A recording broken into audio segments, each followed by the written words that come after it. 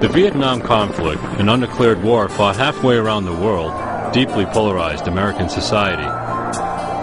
Most Americans supported early U.S. involvement because sending military advisors to South Vietnam was seen as a way to help contain the spread of communism.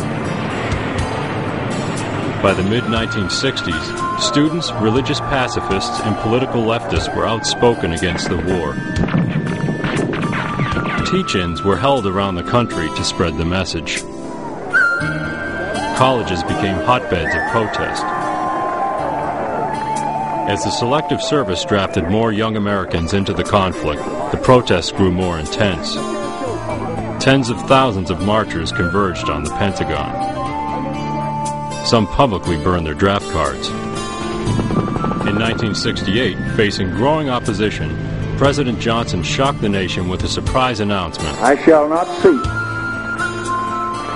and I will not accept the nomination of my party for another term as your president. That summer at the Democratic Convention in Chicago, the pot boiled over, as city police turned on anti-war protesters with tear gas and nightsticks.